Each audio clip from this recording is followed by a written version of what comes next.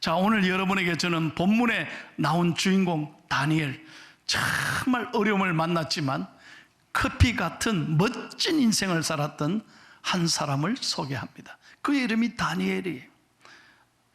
엘이란 말은 성경에 하나님을 뜻합니다.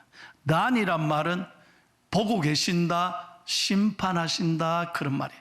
그러니까 다니엘의 뜻은 부모님이 이름을 지어줬을 때 너는 하나님이 보고 계신다, 하나님이 심판하신다, 그러므로 너는 평생 하나님을 의지하면서 살아라, 그런 좋은 뜻으로 다니엘이라는 이름을 지어줬던 거예요.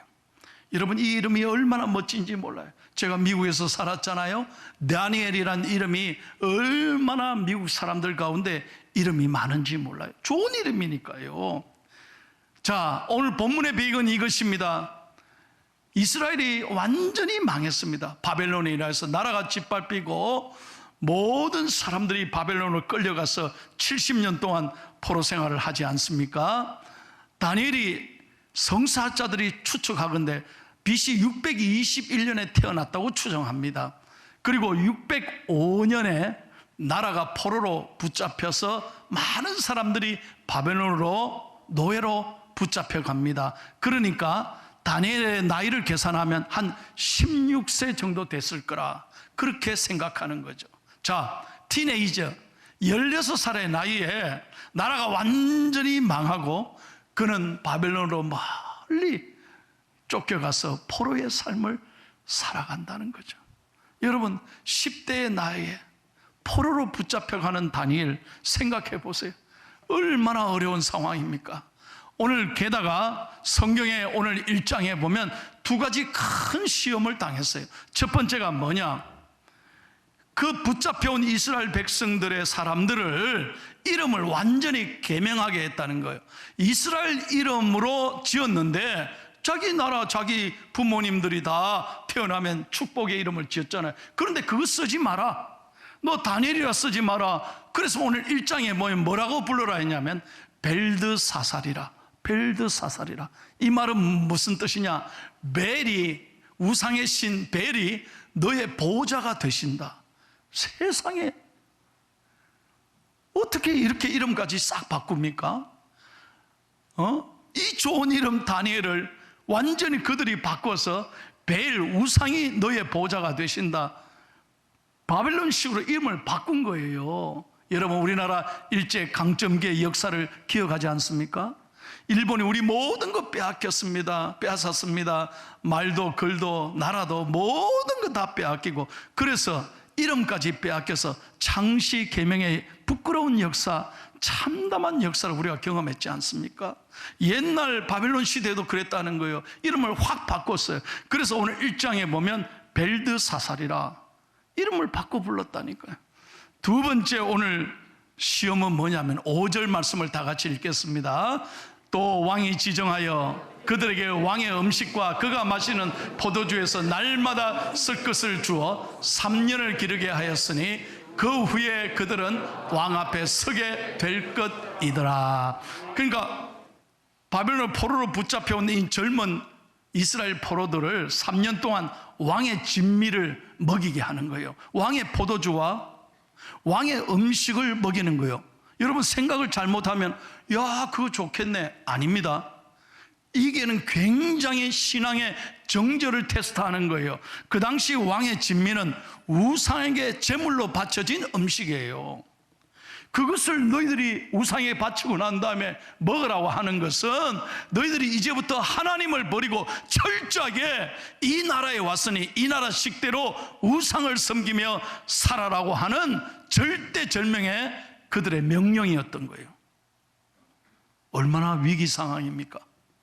까딱하면요, 이걸 지키지 않으면 목숨까지 다 버릴 수 있는 최고의 위기에 이르게 되었던 것입니다. 자, 그럴 때 오늘 다니엘이 어떻게 행동하고 어떻게 결단했느냐가 오늘 1장에 굉장히 중요한 은혜로운 하나님의 음성이 기록되어 있습니다. 첫 번째, 8절 말씀을 다 같이 읽겠습니다. 8절입니다. 다니엘은 뜻을 정하여 왕의 음식과 그가 마시는 포도주로 자기를 더럽히지 아니하리라 하고 자기를 더럽히지 아니하도록 환관장에게 구하니. 한번 따라하십시오. 다니엘은, 크게 한번 해보세요. 다니엘은 뜻을 정했습니다.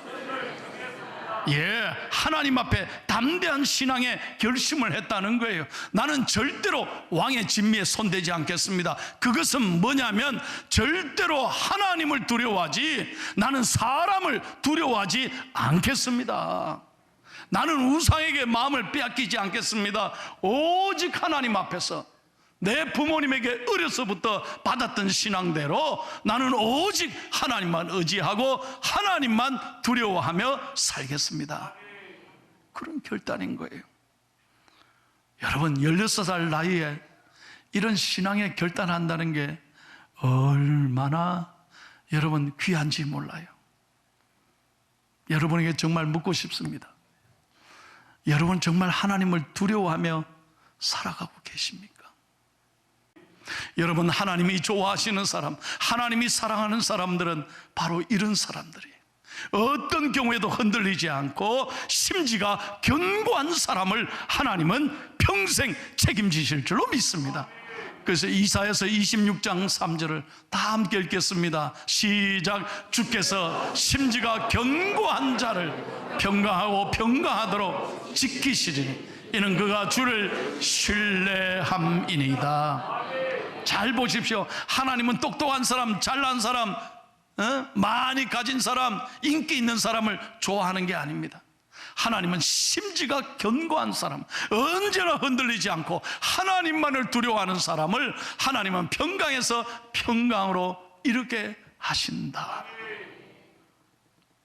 우리 귀한 성도님들이 이 어려운 때를 살아가지만 믿음을 잃어버리지 않고 하나님만 두려워하고 평생 주님 앞에 서는 그날까지 담대한 신앙으로 살아가는 저와 여러분이 되시기를 예수님의 이름으로 축원합니다.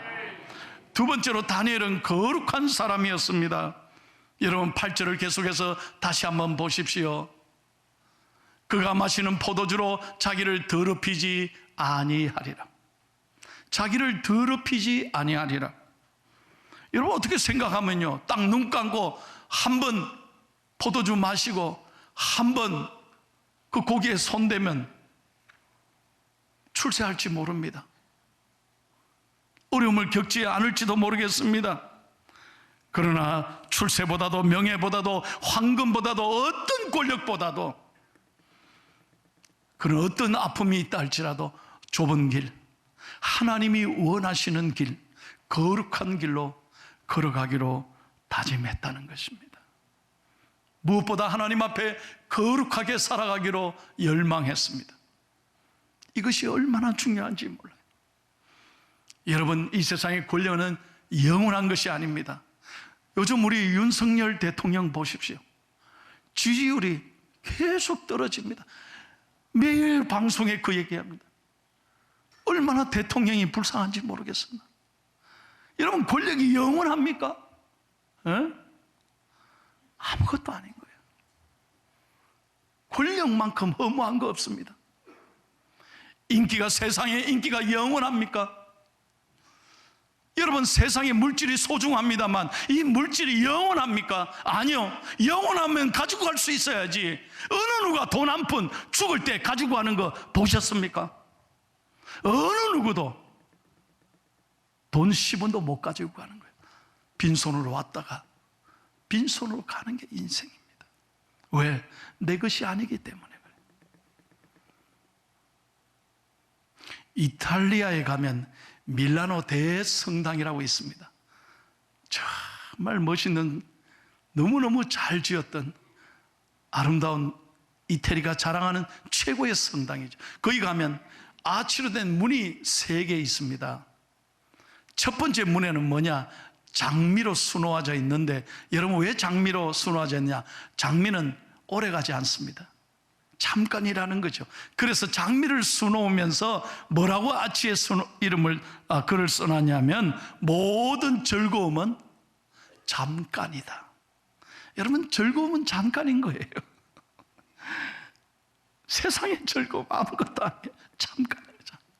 두 번째, 아침문에 들어가면 십자가를 다 새겨놨습니다. 그리고 뭐라고 써있냐? 여러분의 고통도 잠깐입니다. 그렇습니다. 고통도 다 지나가는 거예요. 여러분, 지금 너무너무 힘든 분이 계십니까? 남몰래 흐르는 눈물을 가진 분이 있습니까? 이것도 여러분 잠깐인 거예요. 잠깐이면 지나가는 거예요. 그리고 마지막 세 번째 아치에는 뭐라고 써 있느냐? 오직 중요한 것은 영원한 것이다. 영원한 것이다. 그렇습니다. 사랑하고 존경하는 성도 여러분, 우리는 영원한 것, 그 천국 영생을 사모하며 주님을 사랑하기를 축복합니다. 영원한 것을 기뻐해야 하는 거예요. 잠깐인 이 세상에 마음을 두지 말고 오늘 저와 여러분이 이 아침에 주님 앞에 예배하면서 고백하십시다. 예수님밖에 없습니다. 세상 어떤 즐거움이나 어떤 명예보다도 주님, 나는 예수님이 좋습니다. 예수님 사랑하며 살겠습니다. 이 고백을 드리는 이 아침이 되기를 축복합니다. 찬송합니다. 주 예수보다도 귀한 것은 없네. 이 세상 부귀와 바꿀 수 없네. 영주는 내 대신 돌아가신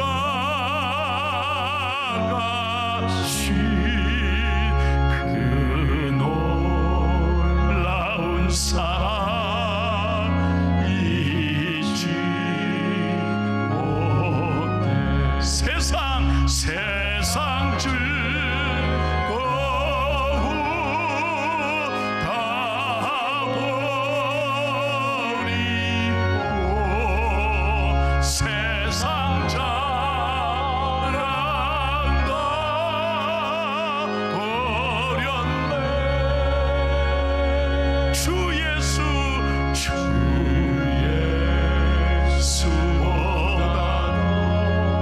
귀한 것은 없네. 예수 밖에는 없네. 할렐루야. 마지막 세 번째입니다. 다니엘은 전적으로 하나님을 의지하는 사람이었습니다. 여러분, 12절 13절 보십시오. 자, 이 환관장이 어떻게 거절하느냐?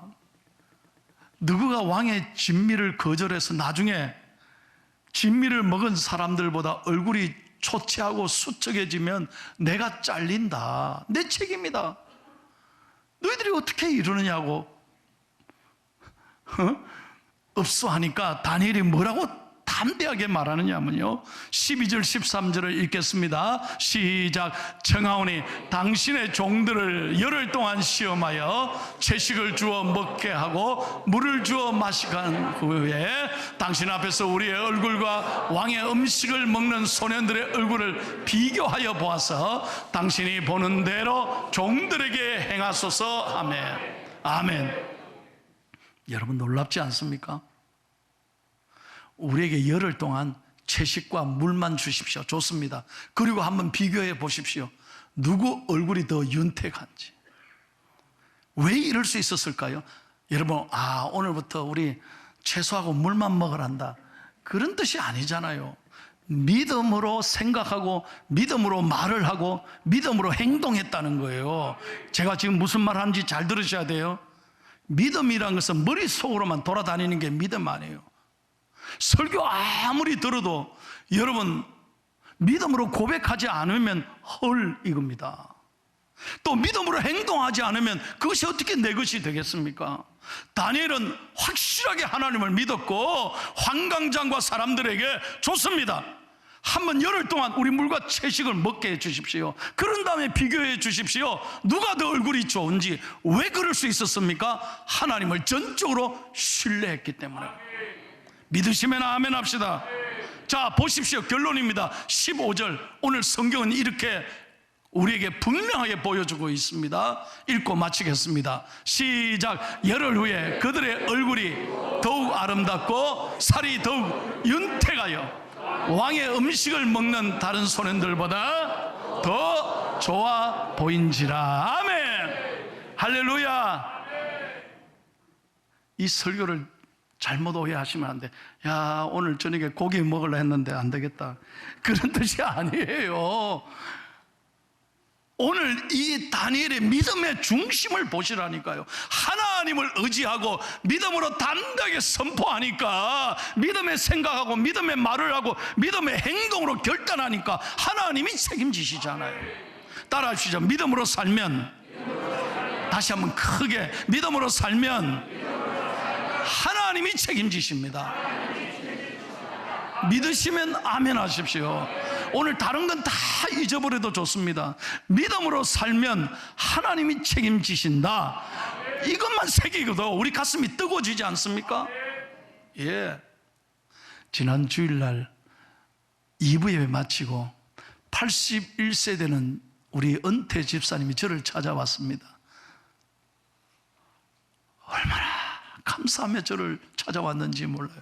이분은요, 우리 교회 안수 집사님 부부의 친정아버지, 그러니까 장인어른이신데 6월 초에 몸이 아파서 이상하다 싶어서 검진을 해보니까 세상에 폐암이래. 폐암.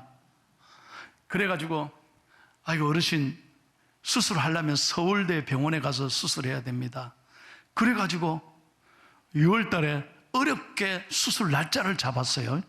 그리고 저한테 찾아온 거예요. 목사님, 지금부터 한 달 전이에요. 목사님, 제가 폐암이랍니다. 아이고, 그래요? 목사님, 기도해 주십시오. 이번 주에 서울대 병원에 올라갑니다. 아, 그래요? 여러분, 81세에 수술을 결단하는 게 쉽지 않잖아요. 그런데 이분이 결심했더라고요. 그래서 제가 머리에 손을 올리고 안수기도 했습니다. 은과 금은 내게 없거니와 내게 있는 것 내게 주노니 나사렛 예수의 이름으로 일어나 걸을지어다. 주여, 우리 집사님 깨끗하게 고쳐 주옵소서. 간절히 기도했습니다. 이분이요, 아멘 아멘 그러시는 거예요. 그러더니 이분이 지난주에 와서 저보고 하는 첫 마디가, 목사님, 수술 어떻게 됐습니까? 그러니까, 목사님, 제가 잘 됐으니까 여기 왔죠. 목사님께 기도받고 난 다음에 이상하게 그날부터 나가는데 마음에 확신이 오더라는 거예요. 평안함이 오더라는 거예요. 남의 얘기지만 좀 아멘 좀 하십시다. 평안함이 오더라는. 그렇게 더 놀라운 건요, 이분이 집에 가서 그날부터 시편 23편 1절을 하루 10번씩 집에서나 밖에 나갔으나 어디서든지 하루 10번씩 크게 외쳤다는 거예요. 23편 1절이 뭡니까? 어려운 거면 내가 말 안 하지. 그분도 너무 간단하지만 이 말씀 붙잡은 거예요. 여호와는 나의 목자시니 내게 부족함이 없으리로다.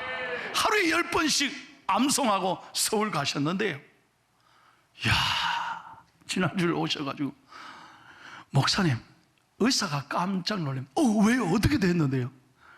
너무너무 수술이 잘 될 뿐만 아니라 이렇게 빨리 회복되는 분 처음이래. 항암 치료 안 해도 된다는 거예요. 아니, 정말이에요. 81세 할아버지께서, 81세 할아버지 아니에요. 아직 젊은데, 그죠? 그런데 거뜬하게 말씀하는 거예요. 목사님, 항암 치료 필요 없답니다. 이야, 놀랐어요. 사랑하는 여러분, 내 믿음대로 될지어다. 네가 믿으면 하나님의 영광을 보리라. 또 지난 주간에 어떤 일이 있었냐, 우리 교구 목사님이 우리 교회 나온 지 얼마 안 돼요. 얼마 안 되는 분이 수술을 한대요. 그래서 서울 올라간다고 목사님 전화 한 통 해주시면 좋겠습니다. 그래 바로 올라가는 길에 내가 전화했어요. 아유, 수술을 받는다면서. 하니까 목사님 괜찮습니다, 강하고 담대하라, 반드시 이기리라. 어디서 많이 듣던 얘기 아닙니까? 우리 교회 새 가족이 얼마 되지 않았어요. 그런데 그분이 얼마나 이 주제를 확실하게 머릿속에 두고 사는지. 내가 할 말을 본인이 다 해버려. 목사님 걱정하지 마세요, 강하고 담대하라, 반드시 이기리로다. 할렐루야. 사랑하는 성도 여러분, 이 험한 세상 어떻게 살아가시겠습니까? 누가 우리의 위로가 됩니까? 누가 나를 지켜줄 수 있습니까? 사람이 아닙니다, 돈이 아닙니다.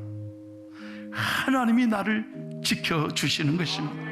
그러므로 어떤 경우에도 믿음의 생각을 하고 믿음의 말을 하고 믿음의 행동을 하고 믿음으로 걸어가면 하나님이 선하게 인도하실 줄로 믿습니다. 찬송합시다. 주 믿는 사람이 일어나 나 힘을 합하여 이 세상 모든 마귀를 다쳐서 멸하세. 저 앞에 오는 저 다 싸워 이겨라. 주 예수 믿는 힘으로 온 세상 이기네. 믿음이 이기네.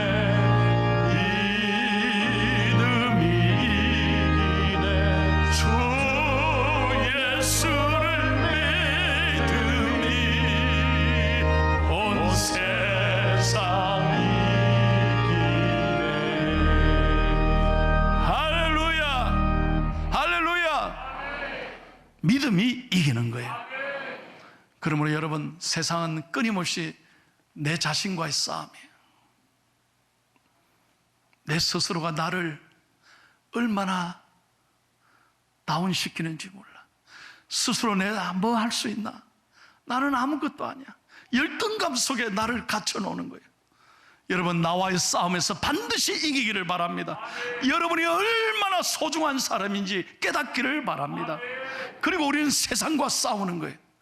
이 험한 세상, 우리 힘으로 할 수 없지만 하나님과 함께하면 반드시 이기는 거예요. 마지막 세 번째, 마귀와의 영적 전쟁하는 거예요. 마귀는 끊임없이 우리를 정죄합니다. 우리를 끊임없이 우리는 근심 걱정하게 만들고, 마귀는 우리를 저주하고 우리를 결박하고 우리를 무너지게 하는 거예요. 그러나 오늘도 교회 와서 예배드리고 하나님 앞에서 은혜 받으면 성령께서 우리를 붙잡아 주시고, 다시 한번 성령께서 우리를 붙잡아 주시고, 오늘도 보세요. 이 본당에 불빛이 환히 비추니까 얼마나 성전이 아름다워요. 우리 교회처럼 아름다운 성전이 없습니다. 딱 서면 한눈에 다 들어와요. 여러분, 이렇게 앉아있어요. 내가 딱 보면 다 어디 앉은 거 다 알아요. 이렇게 잘 돼 있는 성전 없다니까. 나는요, 우리 장로님들, 권사님들, 옛날 어른들이 진짜 잘 만들었다. 다른 교회 가면요, 이렇게 집중되는 교회 없어요. 진짜 감사 하나 좀 하소. 우리 교회 성전 너무 이뻐요, 아름다워요. 마귀는 우리를 끊임없이 정죄하지만 성령님은 우리를 행복하게 합니다. 용기와 희망을 가지게 합니다. 여러분, 세상이 줄 수 없는 위로와 평안과 능력을 주시는 거예요. 자, 설교 끝내겠습니다. 믿음으로 살아가십시다. 정말 부탁합니다. 여러분, 믿음으로 한번 도전해 보십시다. 그래서 여러분의 삶에 놀라운 간증거리와 축복이 더욱 풍성해지시기를 예수님의 이름으로 축원합니다.